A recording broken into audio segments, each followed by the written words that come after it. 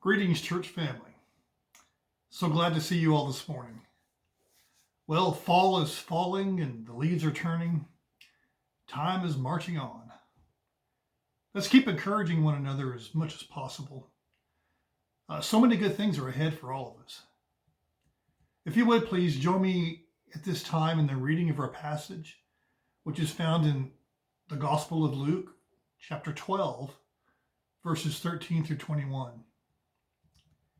Someone in the crowd said to him, "Teacher, tell my brother to divide the inheritance with me."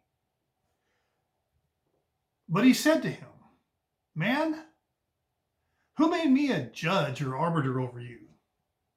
And he said to them, "Take care and be on your guard against all covetousness, for one's life does not consist in the abundance of his possessions." And he told them a parable, saying, "The land of a rich man produced plentifully. And he thought to himself, 'What shall I do? For I have nowhere to store my crops.' And he said, 'I will do this. I will tear down my barns and build larger ones. And there I will store all my grain and my goods. And I will say to my soul, Soul, you have ample goods laid up for many years. Relax, eat, drink, be merry.' But God said to him, 'Fool, this night your soul is required of you, and the things you have prepared, whose will they be? So is the one who lays up treasure for himself and is not rich toward God.'" In May of this year, Canadian musician Grimes, whose real name is Claire Boucher, who's also the girlfriend of Elon Musk, she announced that she planned to sell her soul as part of a digital art exhibit. With the help of her attorney, she produced a legal document that would legally entitle someone to purchase her soul. An auction starting at a mere $1 million would determine to whom ownership of her soul would transfer. I don't know how it turned out. I couldn't find any further information beyond the initial announcement. It's an old idea. It goes back to at least the 16th century in the story of Faust, who stands at the crossroads to sell his soul to the devil in exchange for unlimited knowledge and worldly pleasures.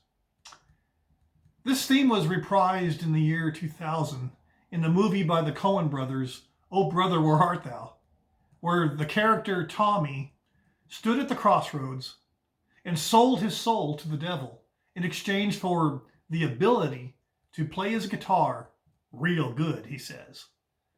He explained that he wasn't using it anyway, his soul. You may recall the story of the devil and Daniel Webster, where a New Hampshire farmer, Jabez Stone, was having a run of bad luck. So he sold his soul to the devil, who appeared as Mr. Scratch, in order to have a change of luck for 7 years. When the 7 years were up, he negotiated for 3 more. Mr. Scratch granted the extension, but when the 3 years ran out, he refused to give him any more. So Mr. Stone decided he wanted out of the deal altogether. He ended up having to go to court and try to get his soul back. He was defended by the legendary Daniel Webster, the namesake for the well-known Webster Dictionary, by the way.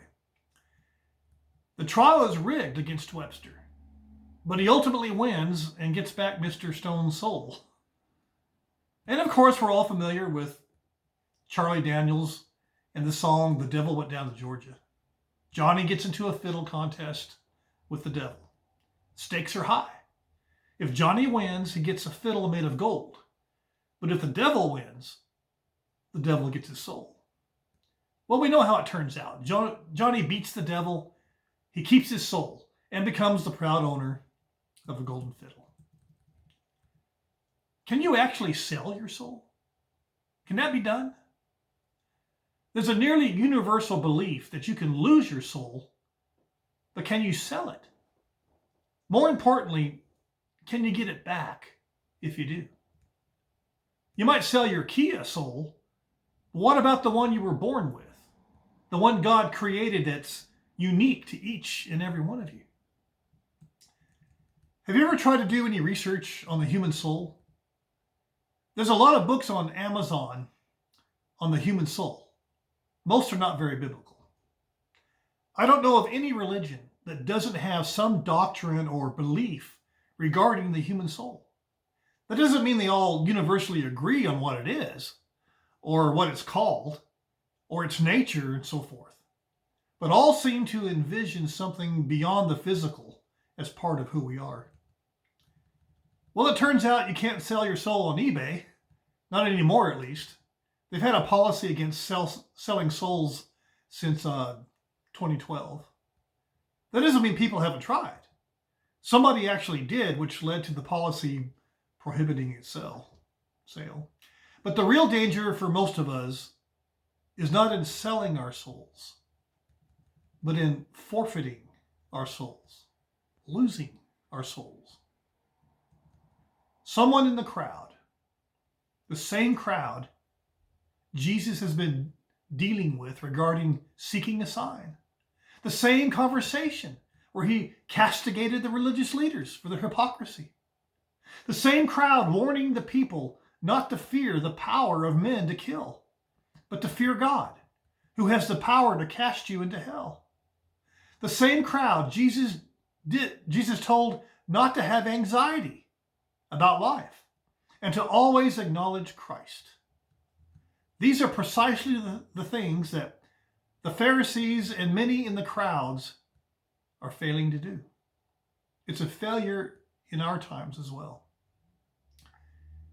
Now, Jesus addresses what I'm going to call the Adam trap.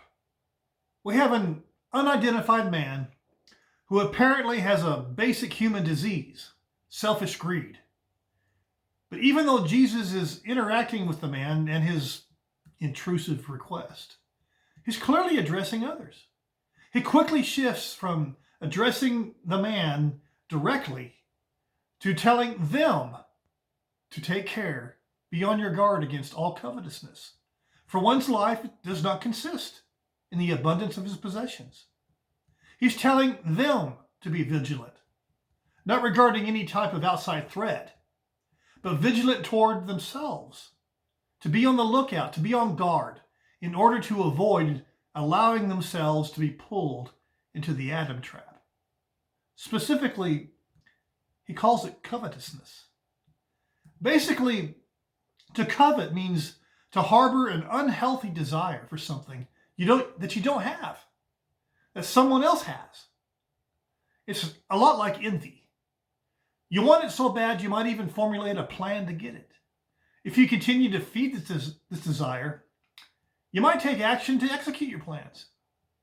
In fact, covetousness is the main focus of commandment number 10 in the 10 Commandments, where there are 3 things we're told not to covet: your neighbor's house, your neighbor's wife, and your neighbor's goods, which includes his servants and livestock and anything else that belongs to your neighbor.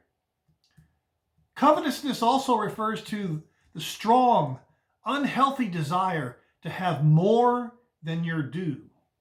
Greediness, insatiableness, avarice, which is extreme extreme greed for wealth or material gain. Every form of greed. Yes, it's seeing your neighbor's wife and lusting after her and desiring her so intensely that you'll do anything to get her, like David when he saw Bathsheba. But Jesus wasn't referring to a neighbor's possessions. In this case, it was a brother coveting an inheritance. He takes it a step further and talks about desiring not only what you don't have, but also what you don't need. Not only does covetousness put goods in the place of God, but it shows total disregard for the needs of others. He had just finished tearing the Pharisees and lawyers a new one because of their hypocrisy. The biggest problem, though, was not necessarily what they were doing to themselves, but their influence on others. The crowds are literally growing by the thousands. The crowds are susceptible to their influence. The disciples are susceptible as well. Jesus turns to his disciples and warns them to beware of the influence of the Pharisees. That is their hypocrisy. The religious leaders think they're anonymous, invisible, but God sees everything. The leaders also happen to be the ones in charge of everything. They have power, including the power to bring charges, to put the accused on trial, and have the guilty executed. Jesus will himself experience this very thing. He is, in fact, on his way to Jerusalem to be tried, convicted, and executed for the crime of being innocent. But that's not a basis for fear, not real fear. Once the body's dead, there's nothing more they can do to you to hurt you. But God's a different matter altogether. The religious leaders of Israel have the authority to bring about the end of your ability to breathe oxygen. But God alone has the authority to cast you into hell or welcome you into heaven, depending on how you respond to him. There isn't a single thing in all creation that God does not see or know about. Everything is visible before him. Right before his encounter with the man asking Jesus to pressure his brother to share the inheritance, in chapter 12, verses 8 through 12, Jesus hits on the major motivations that often lead us down the path of self-interest, greed, anxiety, fear, which is almost the same thing as an anxiety, depending on how realistic the thing that we fear or worry about is. Anxiety in general refers to fear or worry about something that we believe might happen. But the more likely it is to happen, the less likely it is that we're talking about anxiety. A man on death row is someone who is highly likely to die. So he wouldn't say he has anxiety about it. He has fear. If you're strongly concerned that a total stranger is going to come out of nowhere and slap you at any moment for no reason at all, well, that would be anxiety. It could happen, but it isn't very likely. But the person experiencing the anxiety can't tell the difference. It feels just like real, legitimate fear. Put it another way. If you wear a red MAGA hat while pushing your way through a crowd at an Antifa protest, and you're concerned about being rejected, well, that's fear, because rejection is highly likely. But if you have trouble forcing yourself to attend social gatherings, even when invited by friendly people who like you, but you fear rejection, that's anxiety, because in that case, rejection is the least likely outcome. But the fear or worry of rejection feels as strong and real as if you were wearing a red MAGA hat at an Antifa protest. So what do people usually do with a proclivity toward greed, or they have fears and anxieties? Well, as far as what Jesus is discussing, anxious, greedy people make good hypocrites, because pretending to be something they're not provides cover for taking care of number one. They take matters into their own hands and fail to trust God to bring about the best outcome. They might deny Christ if it's convenient. They might blaspheme. They might defend themselves when they should be allowing the Spirit to work in them to deliver them. So a man in this huge crowd approaches Jesus to get resolution for something he is anxious and fearful about. Out of greed. He doesn't want to be shortchanged regarding an inheritance. We have no idea what's going on in that family. The guy is probably not the oldest son, because the oldest son generally made out better than any of his siblings by virtue of his status as the oldest son. He would receive most, maybe all, the inheritance when the father died. We don't know if this guy's the oldest son getting ripped off by a younger brother, or we don't know if it's a younger brother trying to get more than he's entitled to. We don't know if he's asking for half or just a bigger slice of the pie. How Jesus responds to him, though, gets closer to the heart of the matter. There were often disputes about such things. There still are in our times. It was common for a rabbi to arbitrate disputes.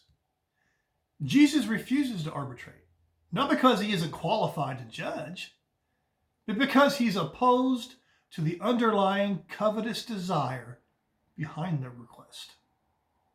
A disciple is one who has a true sense of values and recognizes that real life is not measured in terms of possessions. Well, the real problem is this is all happening in public. Without even a transition, Jesus addresses the crowds. He said to them, "Take care and be on your guard against all covetousness, for one's life does not consist in the abundance of his possessions." Abundance. It refers to the accumulation of material wealth beyond one's needs. And then he told them a parable that was a little disturbing. A rich man had a bumper crop. It's important to note that the guy was already rich. He started out wealthy and became even wealthier. He wasn't trying to get ahead. He was already ahead. His abundance became superabundance, overabundance, excessive. He was embarrassingly wealthy. Now, I said this story was a little disturbing. Well, it's disturbing because of the underlying pervasive assumption among the people of Jesus' time that wealth equaled righteousness. So the assumption would be that he had to be a role model for God's blessings, or he wouldn't have had such spectacular success. He must have been a paragon of righteousness then, right? Except it was all focused on himself, which is self-interest. Jesus says he thought to himself. In his own mind, he engaged in an internal monologue. It was a time of contemplation, literally soul-searching. We all reflect from time to time regarding our financial status and prospects. We think about our bills and our disposable income all the time. Let me ask you, what's the basic plan everyone has as if they win the lottery? Almost every person says that they're going to pay off all their debts. They're going to buy a dream house somewhere, buy at least one vehicle, probably a whole bunch, pay cash, take a long extended vacation somewhere, invest a significant amount to keep their newly acquired riches producing even more money, and then give some to select relatives and friends. Give some to charity, maybe to the church. The pervasive pattern that most people follow, and I want to say all, but there are always exceptions. The pattern most people engage in is to first take care of themselves. Then, after exhausting ways to enjoy their wealth for themselves, begin to consider the needs of others, if at all. Last of all, people sometimes, eventually, get around to thinking about how to fit God in somewhere. This is borne out time and time again. There's a difference between having a problem to solve and having an apparent problem to solve. The apparent problem for this guy to solve is he had such a high yield of crops that he didn't have enough room to store it all. The solution seems obvious enough. Just make more room. Tear down the barns that he has, and build bigger ones. Problem solved, right? Not so fast. The solution is very much guided by how the problem gets framed. If he had been asking, well, since I've been now significantly have exceeded my goals and have surpassed any needs I may have, How can I use the overflow to maximize the benefit to others and toward advancing the kingdom of God? Well, that might have resulted in a similar plan tactically, but strategically, he would have been looking for a different outcome. In other words, he may have built bigger barns anyway, but his goal would have been, how can I be the best steward of this blessing and thus be a blessing to others and glorify God? But he didn't do that. On every level, strategic, operational, tactical, it was all about himself and how to maximize a personal benefit. Success can be intoxicating. It's very easy to pat yourself on the back and assume you're the reason for your success because you make better decisions than other people. You're smarter. You have better instincts. So of course you deserve to benefit from your own good judgment. It's not your fault that other people make poor choices or fail to see opportunities and take advantage of them. Why should obviously unmotivated, unwise people benefit from your superior decision making?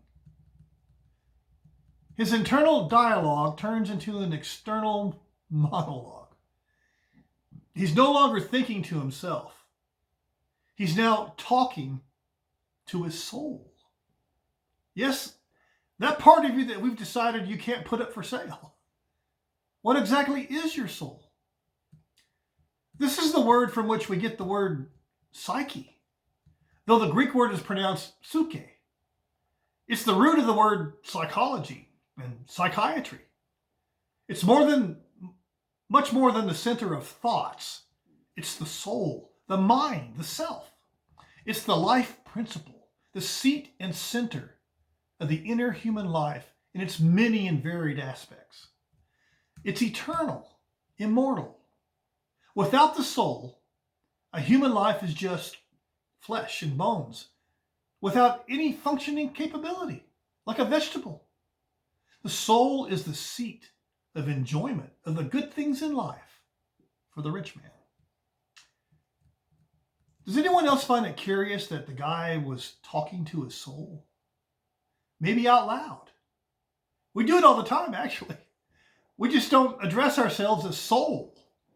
Jesus could have used a different Greek word for himself, which might have had the same impact, but he used the word soul. This was much more deliberate than merely muttering to himself as he went along. It betrays an obsession with occupying the center of one's own life. He was the center of his own universe, obsessed with expanding that universe with only his own benefit in mind. And it was a one-way conversation. His soul never got a word in edgewise. If his soul could talk, and if he was willing to listen, it might have told him how it didn't appreciate him being so fast and loose with its potential fate. Maybe it would tell him the risk-benefit analysis didn't support this level of selfishness. If his soul had a vote, it would at least be a tie and maybe buy some time to revisit some of these decisions. Maybe like Scrooge, the guy could be visited by 3 spirits to show him the actual outcome should he stay on this course of self-interest. And like Scrooge, he might have had a change of heart and made mankind his business. But all that's beside the point. He isn't Scrooge. He's every man. He's you and me. We should already know and embrace the real outcome of our choices. You don't need spirits or a hesitant soul to tell you that making yourself number one will always ultimately lead to tragedy. If it's all about only you, your success would become a very lonely prison. How tragically ironic is that? The more you accumulate for yourself to benefit yourself, the more elusive that benefit becomes. The rich man saw his situation as reason to celebrate. Soul, you have ample goods laid up for many years. Relax, eat, drink, and and be merry. Look, it's really hard to find fault in this guy. We sometimes envy successful people, even judge them. But deep down, don't you secretly wish it could be you catching a break? Well, God had something to say to him. God addressed the man directly and calls him a fool. But he's not the classic bad guy. He's too much like the average everyman. He represents all of us trying to do everything for ourselves. He got a little farther down the road to success. But we're all basically on the same road, trying to get ahead, aren't we? He looks like the epitome of the self-made man. It's not a rags to riches story. It's the American dream. No matter where you begin, however humble, however lofty, to take the cards that are dealt you and play a hand that grows wealth beyond your needs. We both resent and admire people like that. We might complain about people finding loopholes to keep from paying taxes, but at the same time, we're looking for every deduction we can find for ourselves. But God has a different value system. The man isn't a hero at all. God called him a fool. He heaped up treasure for himself, but he was living on borrowed time. He couldn't buy even one more second. God said, "This night your soul is required of you, and the things you have prepared. Whose will they be?" Everything he did was intended for himself. Now he has no say in who might benefit from his efforts. I'm thinking of the words in Ecclesiastes chapter 2, verses 18 and 19. "I hated all my toil, in which I toil under the sun, seeing that I must leave it to the man who will come after me. And who knows whether he will be wise or a fool? Yet he will be master of all for which I toiled and used my wisdom under the sun. This also is vanity." He was extraordinarily rich, but he was not rich toward God. The ultimate irony is that by putting all your effort into personal wealth, you are actually impoverishing your eternity. No amount of the accumulation of wealth can buy even 1 second in heaven. In fact, you are incurring a debt you cannot pay. You are going into the hole, link by link, as Jacob Marley might say.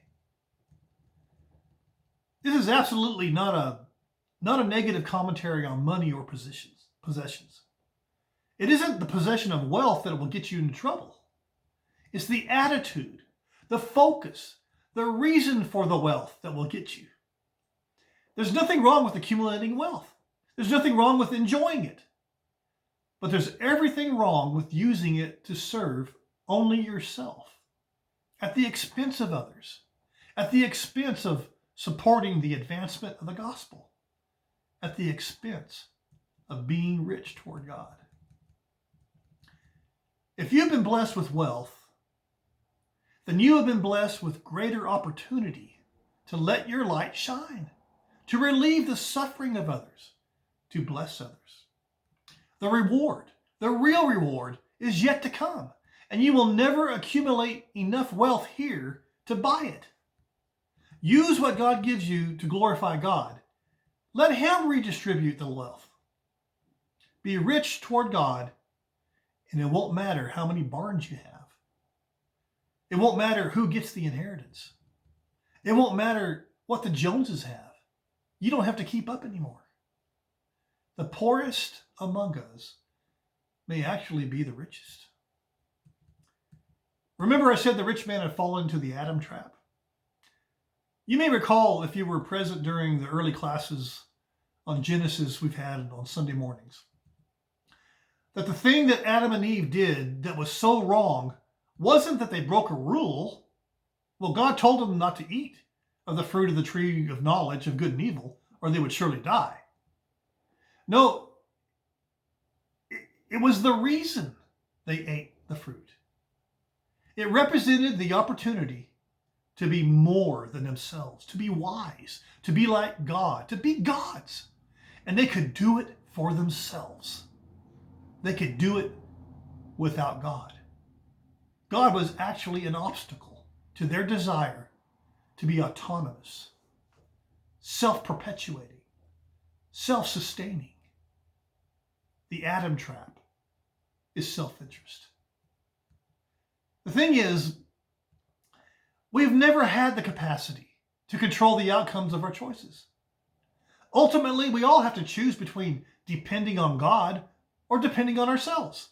No matter how smart you are, how clever you are, how capable you are, how many opportunities fall into your lap, if you are only rich toward yourself and not rich toward God, and I'm sorry if it offends you for me to say it, but you are a fool. If you fail to figure that out and fail to turn to God, then you become literally condemned for your foolishness. Jesus clearly said, "So is the one who lays up treasure for himself and is not rich toward God." In other words, so is everyone who is not rich toward God. In Luke chapter 12, verses 32 through 34, Jesus tells us what it means to be rich toward God. He says, "Fear not, little flock, for it is your Father's good pleasure to give you the kingdom. Sell your possessions, give to the needy, provide yourselves with money bags that do not grow old, with a treasure in the heavens that does not fail, where no thief approaches and no moth destroys. For where your treasure is, there will your heart be also." No, he's not telling us to literally sell everything, although that wouldn't be wrong. Transfer ownership. If your heart is with your possessions, then that's your treasure. Let your heart be to give. If following Jesus is the most important thing to you, then that's where your heart is. That's where your treasure is. You are rich toward God. That's a super abundant wealth that cannot fail. It cannot be taken away from you. Nothing can destroy it. It will never lose its value, but will grow for an eternity. Soul, I'm going to follow Jesus, the real Jesus. I'm going to avoid the Adam trap. I'm going to build my wealth toward God. If you can say that, then you can also say, soul, you have ample goods laid up for an eternity. Relax, eat, drink, be merry. Celebrate your reward. Will you bow with me? Holy Father, we're so thankful for these examples of what it means to follow Jesus. That we must cease to follow ourselves. Help us, Lord, to turn away from self-interest, to completely deny ourselves, empty ourselves, to follow Jesus wherever he leads, to avoid the Adam trap, and put our treasures toward God, toward you, toward heaven. Help us to be rich toward you. In all this, we offer our prayer. In Jesus' name, amen.